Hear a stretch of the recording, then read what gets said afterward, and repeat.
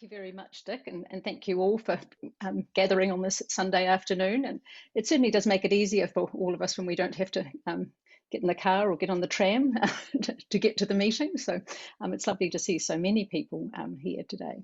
I also want to acknowledge that I am living and working on the land of the Wurundjeri and Boonwurrung peoples of the Kulin Nation, on land that was taken from them without their consent, treaty, or compensation. And join with Dick in expressing the honouring of the elders past, present and emerging. I don't know all of you. Some of you are familiar faces to me, so there may be some things that I assume you know. I'm going to try and not assume too much, but just to sort of talk about, Dick asked me if I would share some of my thoughts on the state of progressive Christianity in the US, in Aotearoa, New Zealand, and in Australia. And when I first thought about that, I thought, oh, really, it's been a long time since I lived in the US. You probably all know as much as I do about progressive Christianity in Australia, and the situation in New Zealand is probably not that dissimilar. But I then began to think about, how does the rest of the world see us? We have views on how we see ourselves and how we understand our participation in progressive Christian movements or progressive Christian congregations, or just as individuals who read and reflect on progressive Christianity and theology and spirituality. But what happens, who are we to the world beyond our networks? And so I did a little quick Google search before Dick was preparing the poster for this. And I was kind of shocked, really, because if you search for progressive Christian just on Google, what comes up at the top are the videos that usually come up. And the top rated ones had kind of disturbing titles, like how to spot the danger signs of progressive Christianity in your church, and why progressive Christianity is worse than atheism. And you have to get down to video number 11 in the list before you get anything vaguely resembling what we might understand to be progressive Christianity, which is a video from a church in San Diego titled "What is a Progressive Christian?" And it takes people through, it's one of a series taking people through the 8 points of progressive Christianity that the Centre for Progressive Christianity have done, and I'll speak a little bit more about them. So it seemed to me that people who oppose progressive Christianity are actually doing a better job of getting their message out than those of us who would like to celebrate the contributions of progressive Christianity to both congregational and to wider social and civic life. So I came up with the questions, which I'd probably done only average job of trying to answer, and I'm looking forward to the conversation with you about how we understand progressive Christianity in the 21st century. How perhaps, as I began to think about it, how does the Australian and Aotearoa New Zealand landscapes differ from progressive Christianity in the United States? I wondered about, if we are doing such a poor job at getting our message out, how can we get beyond perhaps what is something to do with the Australian and New Zealand cultural identity, or Anglo-cultural identity anyway? It was a bit of a religious cringe. We really, we don't want to talk about our faith in public, or it's sort of embarrassing. And we're not very good at it. Even those of us who participated in church communities for decades can really struggle to, we can kind of often say what we don't believe, but we find it far harder to say what we do believe and to be able to share that with others. And I'd be kind of interested, at Pitt Street, we had a conversation about, could we all prepare like what they call the elevator speech, the sort of 1 minute that you've got to share while you're in an elevator ride with somebody about how you understand progressive Christianity. I don't think I could do that just off the top of my head. I'd want to be, because part of being progressive is being a little bit happily vague about things. We don't want to be dogmatic about our unbelief, or so it takes us a long time. But I think that's an impediment to how we might be able to share this, and how we might be able to be invitational and hospitable as progressive people of faith. I think coming to a new congregation for me in the last year and a bit, where did the time go? We still have to keep talking about God language, what we mean by God, and how we're comfortable or uncomfortable about how we name the divine, the sacred God. I think another thing that's kind of got clear for me is that we could do with a conversation about the intersection of progressive theology and progressive politics. Are they a necessary connection, or can we have progressive theology without progressive politics, or without engagement in political matters and social justice matters? And by politics, I don't mean partisan politics. I mean just the work of being citizens together in a democratic society.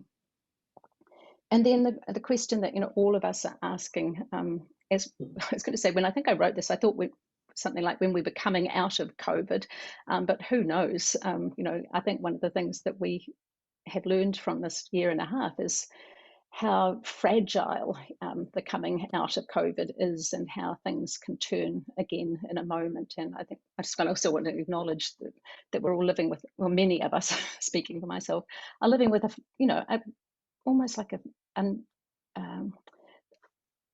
being revisited by that sense of anxiety that we had as we watched things spin a bit out of control in the middle of last year. So I think it's just important to acknowledge that and recognize that people around us are kind of responding, and probably people in this meeting, in ways that are affected by all that's going on around us. And then I think the questions that I'm also interested in are, has COVID-19 impacted progressive congregations for better or for worse? And where are we going to? If I look around the wonderful little postage stamp size pictures of you all, I think there are very few of you who look younger than me, and I'm not young. So we need to acknowledge the demographic that. So I said in the sermon this morning, there's nothing wrong with being a bit older. I'm quite proud to be a member of the AstraZeneca generation, but we could probably do with a bit of Pfizer in the church and in the progressive Christian movement, and maybe we need to work out what is it to offer that to younger people who might be interested in progressive Christianity, in theology and the spirituality, in congregational life, but also in social engagement. So I want to start, just step back a little bit and to look at the context in the United States, and maybe that will help us understand the ways that we're similar and different, and be able to kind of articulate how we understand being progressive Christian in Australia. And I thought again about those videos that that I found on YouTube that were initially pretty depressing in terms of how I thought we were doing at getting our message out. But then it occurred to me that there's another way of looking at the sort of reactions that conservative evangelicals are having to progressive Christianity. And all of these videos that popped up on the top of YouTube were from the United States. So that's the pattern that is emerging there. And I thought, well, maybe if there was nothing happening, if progressive Christianity wasn't a concern, these videos wouldn't exist. So there's been quite a lot of effort put into the creation of videos that are repudiating progressive Christianity in the United States. So that suggests that it is having an impact, and it's concerning to some people. And you know that something is happening when articles and blogs, as well as the videos from conservative religious commentators, are attacking and ridiculing progressive Christianity. But the United States, while that's kind of a little encouraging sign, oh yeah, they're taking notice. They're noticing that they are not entirely able to be the ones that define what it is to be Christian. There are some bigger trends that are quite in the US in terms of religious context that are not dissimilar to here. For a long time, when I lived in the United States for, as Dick said, from 1983 to 1994 as a student and as a lifestyle PhD student, as they call it in the United States, where I also began to do some teaching, and so yeah, had a long time living in New York City. And then recently, but not that recently, in 2010, I spent 6 months in a very different US context, living in Dayton, Ohio, which is kind of one of the states that's sort of not the Bible Belt, but certainly sort of middle America and sort of on the edge of the South. So, though living in those contexts has shaped my understandings of progressive Christianity. But when I lived in New York in the 80s and 90s, on a Sunday morning, if you were walking around the neighborhood around Morningside Heights, where I lived, where Columbia University and Union Seminary were, people were out dressed to the nines going to church. That you could see people were walking, especially a lot of African American people, but Anglo background people as well, just heading to church. And to be heading to a cafe to read the New York Times was not the norm. So there were plenty of Upper West Side people who were doing that, but the number of people who were attending church, who were visibly, that's what you did on a Sunday, was really obvious, and not like I would experience in downtown Melbourne in our time. So. And for a long time, as we've been aware of the statistical decline in religious participation in Western countries, the US seemed to stand out as an exception. That participation in religious congregations was going strong, and it appeared that the thesis that the nations would become increasingly more secular was just not happening in the United States. But since the time that I've lived there, it's become really clear that the US is lagging behind that trend for declining participation, but it's certainly not exempt from it the way we might have once thought. In 2020, 47% of US adults belonged to a church, a synagogue, or a mosque, and that was down 20% over 20 years, so a massive decline. The growth in the no religion section is particularly significant for explaining that change. And I think that is going to continue in demographic assessments that carry on from the Trump presidency, because while there are an extraordinary number of people who seem to think it's possible to be Christian and support Donald Trump, there's also a massive amount of people who are just walking away from faith and participation in church because of the hypocrisy. And I think that younger people are particularly highly represented in that group, that just cannot see, who just all they see is the enormous hypocrisy between the white evangelical support for Trump and what they believe the gospel says about how we should live and how we should be in relation with one another. So that context in the United States is certainly is catching up with the rest of the world. I think that one of the things that's important for us as we think about this and compare it to our own situation is that progressive evangelicals, like socially engaged, social justice evangelicals, which has been quite a strong stream in US religious demographics, the people who are disillusioned by Christian support for Trump are not, as far as we can tell, moving to become participants in mainstream progressive congregations. They're just moving away. They're leaving rather than trying to find another place to stay. And I'm not exactly sure why that is, but I think that's a similar trend here too, with evangelicals who are leavers. So I think it's important to spend a bit of time thinking about the landscape that we are considering the state of progressive Christianity in, because the future for us in Australia depends on understanding the religious landscape that we're operating in. Now, it's interesting that I couldn't find a whole lot of denunciation of progressive Christianity from Australian conservative evangelical churches or even from the Australian Christian lobby.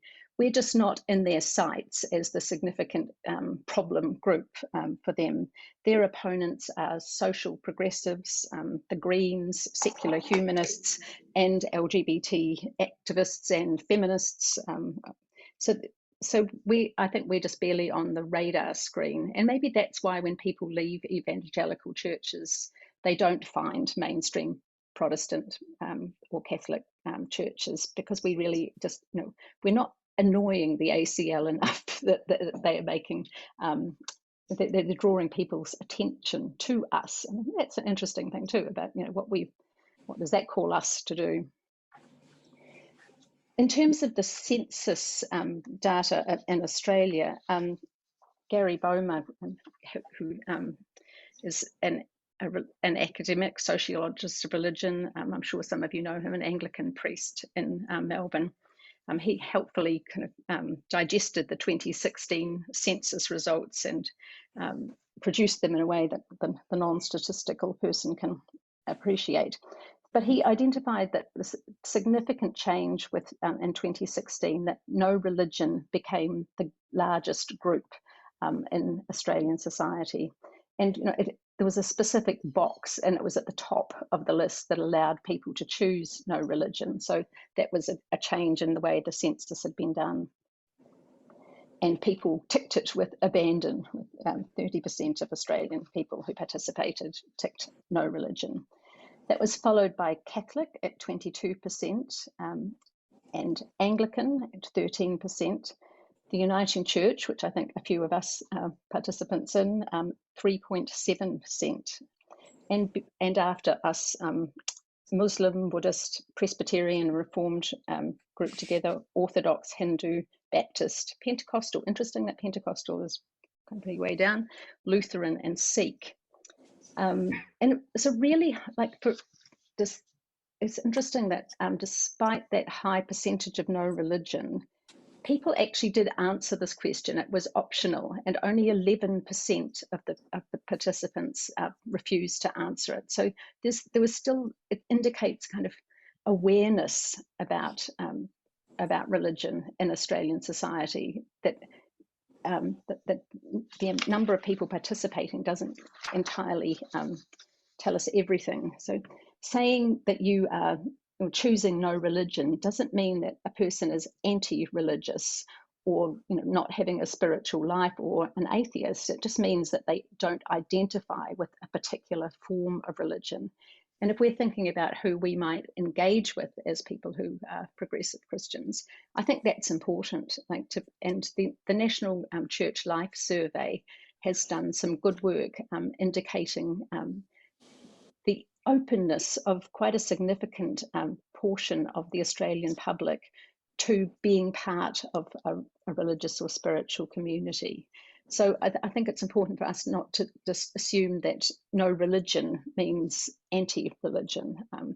There are people who we could be partners with, not because we want to be imposing a way of understanding life and spirituality on them, but because we might believe that we've actually got something that we, through our engagement with the tradition and with the interpretation of the tradition that we have been privileged to be part of, that we have something that's good to share, and also that we would be enriched by the participation of others who perhaps look a bit different, are a bit of a different age from most of us. So Gary Boehmer, again, in an article that's on The Conversation titled "How Religion Rises and Falls in Modern Australia," has written that over the last 50 years, the nature and shape of religion in Australia changed dramatically. Secularisation and religious decline was one way of telling this story, but Boehmer says that that's increasingly unsatisfactory. He says religion has not gone away, and you'll be aware of people like some of you about people like Peter Berger, the sociologist of religion, who said that in the 60s that religion would just fade away. It would we would become sensible and rational, and nobody would be religious anymore. It appears not to have happened, so he goes on to say religion has not gone away, nor has it retreated into the private sphere as predicted, even though increasing numbers declare that they have no religion. And so that secular religious division is too simplistic for understanding the context in which we are being progressive.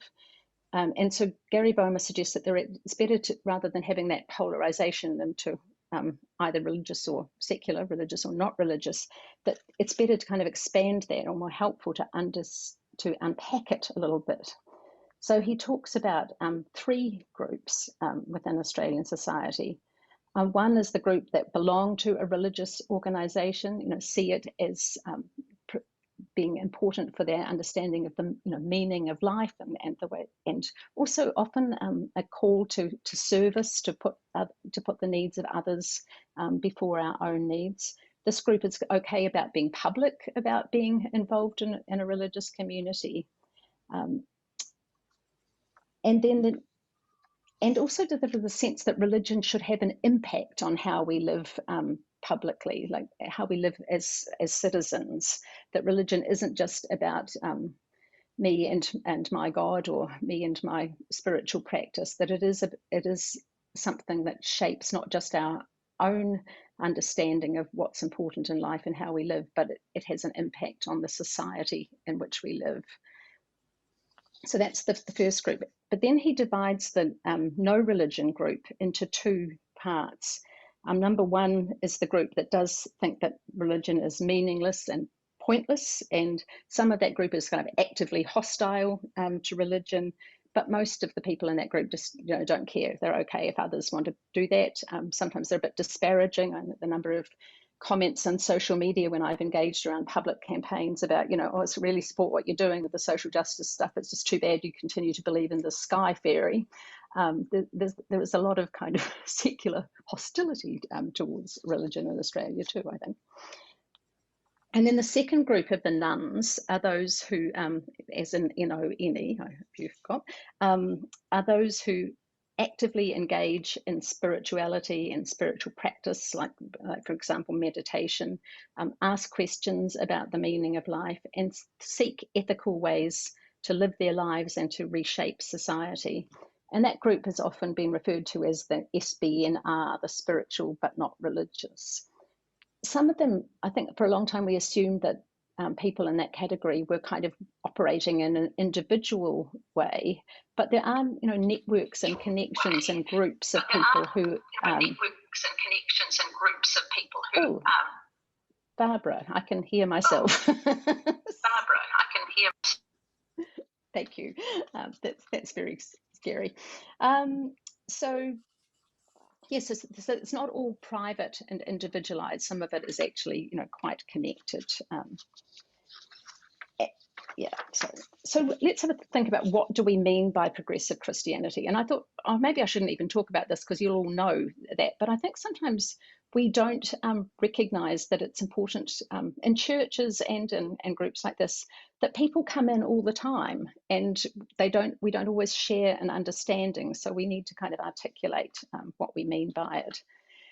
My understanding of progressive Christianity was shaped very much by the Centre for Progressive Christianity and by the Jesus Seminar scholars, and they're not a total overlap, but there's an intersection there, obviously, and Common Dreams conferences that many of you have participated in bear that out. But in terms of congregational life, I read about the founder of the Centre for Progressive Christianity, James Rowe Adams, who's the minister at St. Mark's in Washington, D.C., Anglican Episcopal Church. And on my study leave placement in 2010, I was able to go to that church. Maybe it was on an earlier visit to the US, I can't quite remember.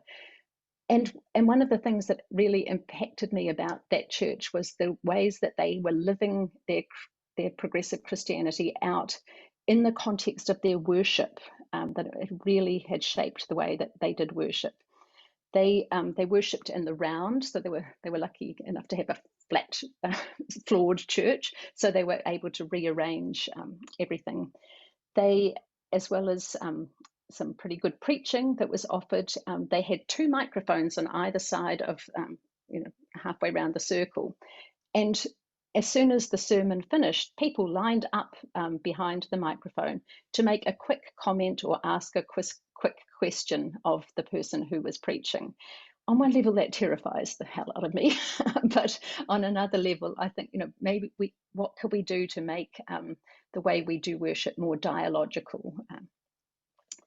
And there were other aspects about their life, but one thing that I took with me from that one service that I went to, in terms of thinking about how we live it out in our worship, was the words that they said in welcoming people to communion. And I'm just going to read those out. And some of you will recognize the adaptation that has come from these. But in inviting people to communion, they said, wherever you are on your faith journey, wherever you've come from, wherever you're going to, whatever you believe, whatever you do not believe, all are welcome to partake of the Lord's meal. This is God's meal, not ours. So I took that back to St Andrew's on the Terrace in Wellington. I took it with me to Pitt Street and now to St Michael's. My adaptation is perhaps something that reflects the more secular society that we live in, and the kind of God language, say, for example, the Lord's meal that people seeking for a progressive space might be looking for in Australia or New Zealand, that might be just a bit different from that sense in the US, which is still, even though numbers are declining, it's still an incredibly churched society. So what I've started saying for initially with welcoming people to communion, wherever you are on your spiritual journey, wherever you've come from, wherever you're going to, whatever you believe, whatever you do not believe, you are welcome to participate in the communion. The sacred meal is for all people. And it's in conversation when I was doing that, it was profoundly significant for people. I remember a Christmas Eve, somebody who had been part of the church for a long time and then left because they were struggling with the intellectual aspects of it, by how they understood communion. And the man came up to me afterwards and said, "This is the first time I've been able to take communion in 20 years because you said that." And I think I was humbled that and just somewhat amazed that those words, which really say what most of us just kind of think we should be saying in church, but to say them kind of intentionally and very inclusively, it made a huge difference. And then one of the people in my congregation suggested, well, don't just say those words on Communion Sunday, say those words every week. And so I began to incorporate it in the words of welcome at the beginning. And I think from the responses that I've had from people over the years, that you just can't overestimate the power that they have in letting people feel at home, so that they're coming into a church situation that is not about, you have to get over this hurdle of doctrine before you can participate. You're actually just like, come as you are spiritually. And I think that there is an enormous gift in that. So James Rowe Adams went on to found the Centre for Progressive Christianity, and then there have been other people, Fred Plummer, who's been at our Common Dreams conferences, and his daughter Deshna, whose last name is now Shine, who is now, I think, the person who's, I'm not quite sure what the title is, but the person running the show. But their work on the 8 points of progressive Christianity has been really significant. And I shared these recently with the St Michael's Church Council, and the suggestion was immediately, let's put this up on a poster, because it just helps. Well, it's not exactly an elevator speech, at least it's the beginning of a concise way of expressing who we are and what we share. And not in the sense that we all have to believe exactly the same, but this is kind of a framework around which we express our particular forms of progressive Christianity. So I'm just going to think, you may or may not know these really well, but I'm just going to read them. By calling ourselves progressive Christians, we mean that we are Christians who believe that this is number one, following the path and teachings of Jesus can lead to an awareness and experience of the sacred and the oneness and unity of all life. We affirm that the teachings of Jesus provide but one of many ways to experience the sacredness and oneness of life, and that we can draw from diverse sources of wisdom on our spiritual journey. 3 is we're people who seek community that is inclusive of all people, including but not limited to conventional Christians and questioning skeptics, believers and agnostics, women and men, people of all sexual orientations and gender identities, people of all classes and abilities. 4, we know that the way we behave toward one another is the fullest expression of what we believe. 5, that we find grace in the search for understanding and believe there is more value in questioning than in absolutes. 6 is strive for peace and justice among all people. 7, strive to protect and restore the integrity of our earth. And 8, commit to a path of lifelong learning, compassion, and self-giving love. That those 8 points are used, recognised in lots of progressive traditions around the world, but they're not the only attempts that people have made to kind of share the framework. And our very own Val Webb has looked at these too, and she identifies 5 hallmarks of progressive Christianity. And this is from her book, from her article in the book, An Informed Faith, the Uniting Church at the Beginning of the 20th Century, which is her article about progressive Christianity in there. But I think these are interesting. There's overlap and some new ideas too. There's one, an insistence on intellectual integrity, paying attention to reason and experience in conversation with traditional teaching and contemporary scholarship. 2, a reluctance to claim Christianity is the best or only religion, and a desire for interfaith dialogue as an avenue to peace and global understanding. And 3, public advocacy for the full participation of women and lesbian, gay, bisexual, and transgender people. And 4, strong commitment to social justice and ecology. And 5, a desire for creative worship and spiritual vitality. One of the things that I think is interesting and perhaps a difference between the US and the Australian and New Zealand context is look how much theological diversity are we willing to be comfortable within our progressive Christian networks and our conferences. Are we going to require that people be kind of fit within a theological framework that sort of limits how you understand God, or doesn't accept perhaps a more traditional understanding of God? But also I know that there, for example, within the Uniting Church, there are a lot of people and congregations and ministers who are committed to engaging with the ideas of progressive Christianity and having conversations about the traditional understandings of God and Jesus and the Bible and the church, and new ways of connecting with other faith communities, with the wider society, and new ways of connecting our faith to our commitment to live at peace with the ecosphere, with the earth. I think another thread that comes out for me is the public theology aspect of progressive Christianity. And this is something I'll say a little bit more about this in a minute, but it's not an absolute, and it's certainly not an absolute in Australian society. But it is, for me, one of the great joys about being a minister in a progressive context, is that ability to see that that part of our role as people of faith and the role of a minister as a leader of a faith community is in fact about engaging with society.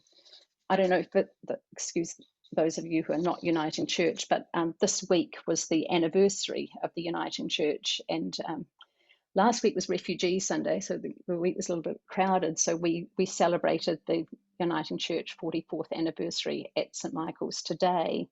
And one of our readings was the Statement to the Nation that the church made in 1977, which is all about its commitment to engage with the world. And it just, it was amazing listening to Lorraine Woolley read it. I mean, it sounds almost as fresh now and as a challenging call as it would have been in 1977.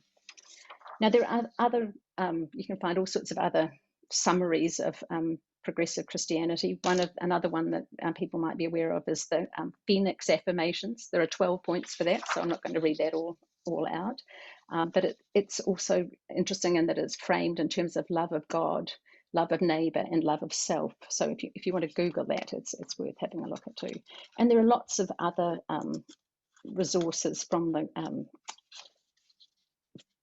Jesus Seminar movement too, but also people who are thinking about what it means to be progressive, not just at an academic level or an intellectual level, but what it means in terms of how we live out our understandings in congregations. Because I think if there's going to be vitality for the progressive Christian movement into the future, it will things need to happen in congregations. That's the community. So just thinking a little bit about some of the contrasts between the US and the New Zealand and Australia context. I think in the US there's still more of an acceptance of a continuing use of God language, that language about God and Christ, language that might seem kind of almost mainstream to us, is identified as being progressive, and maybe that's because of the huge contrast between kind of mainstream Protestantism as it is now and conservative evangelical and Pentecostal traditions. But I noticed that if you're looking for liturgy resources on the web, as one does if one is preparing worship, that I will look at some of the material that's available from the US, and I just have to kind of fix the God language over and over again. And it's just a difference in our context. But I think that maybe it's an interesting thing for us thinking about younger people, because often it's people my age and older who have hang-ups about God language. But some of the spiritually open younger people who are not part of religious organizations actually are less bothered about it than we who have had to kind of deconstruct our understandings of God. So a bit more openness in that area might be helpful. Another thing that I noticed in the United States situations is that because of the demographics of society, that many of the progressive churches are extremely well resourced. Many of them have multiple clergy.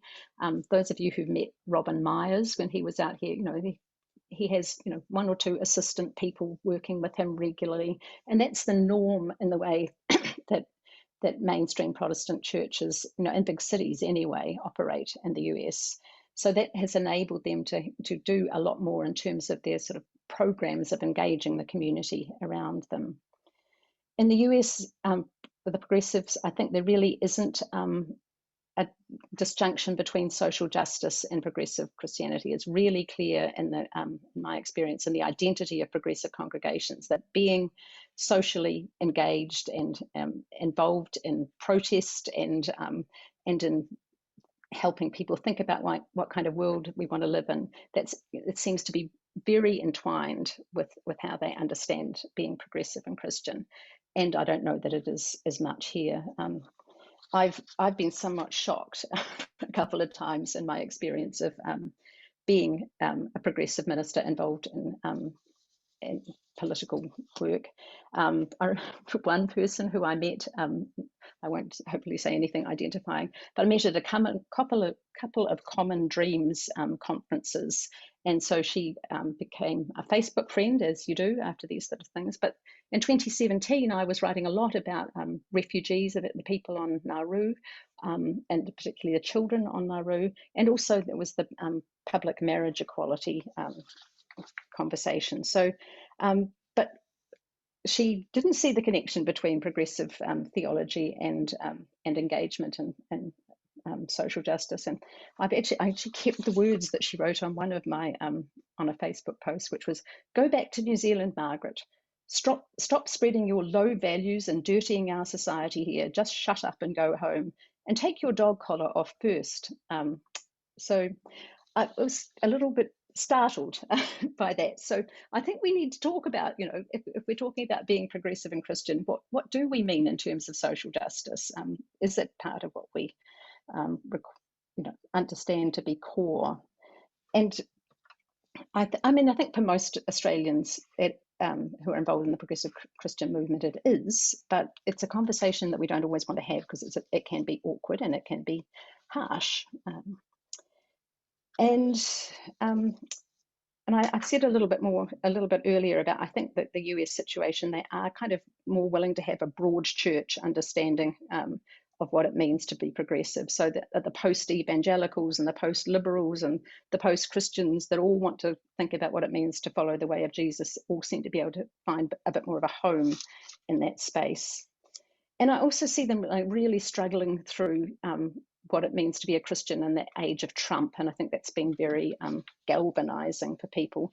And I was really touched by reading an article by David Felton, who who's been part of our conferences, just talking about what it means to see what's happening to them, to the church, to Christianity in the United States at the moment within a broader context of Christian history. He talks about having a sense of one's place in the struggle of the ages, of not being discouraged by current setbacks, of seeing oneself as a small and integral part of a transformation that has been in the works long before our participation and will continue long after we've gone.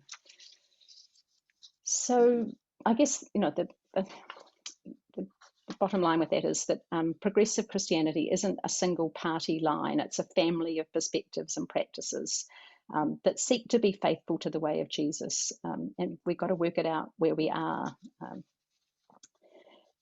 So I need to wind up so that we can have some time for conversation. But I think the challenges for us are very much about our aging congregations and our aging groups, about like, how do we engage with a younger demographic? And if we were going to do that, would we be able to cope with the kind of change that would be involved in that? It might, especially if the younger demographic is a post-evangelical. I think we need to be really aware in our engagement with public life that we are operating in troubled times, that many of our fellow citizens see us through the lens of the Royal Commission on Institutional Responses to Child Sexual Abuse, the massive opposition to marriage equality, civil legislation, and the religious freedom stuff, which is rearing its head like that should be a priority during a pandemic. I don't think so.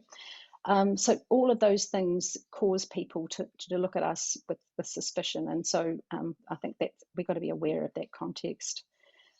And just finally, I'm thinking a little bit about the COVID impacts and what that will mean for us. I mean, I think in a congregation like St. Michael's, which has a significant number of older people, there will just be people who won't come back. There are people who don't feel safe, and it could be some time before they do. If ever. And then the other thing I think is some people have got quite comfortable sitting in their lounge rooms at 10 o'clock on Sunday morning watching church, and why would you get up, especially when the church is so jolly cold as ours was this morning. So that's the real. I think the online worship is we can maybe have a conversation about that, but that has been really amazingly significant for us at St. Michael's and the broader community that we've been able to connect to because of that. And I really want to think about what we are doing at the moment is really one way. So we're creating worship and sharing it on YouTube, but how do we create community amongst the people who are still participating in online worship, even after the lockdown had ended? So I guess I want to conclude the presentation part anyway with a quote from Gary Dorian, who's an ethicist who taught at Union Theological Seminary after I had left. But he was writing, he's a historical historian of ethics too. And he wrote about the 19th century progressives, because progressives have been going on a long time in the church. And he said Christianity, and they understood that Christianity is essentially a life, not a doctrine. And so I want to say that 21st century progressive Christianity isn't just about new doctrines or reworked doctrines or saying that we don't have to believe certain things. It's also essentially a life. And what we are called to do in the community is to support one another in that life. Thank you. Thank you. Thank you very much, Margaret. You've presented us with something that's very thought-provoking, and I'm sure there'll be quite a few questions now. Margaret, it's been wonderful to have you with us, and we thank you very much for your time and your wisdom. We do appreciate it a great deal.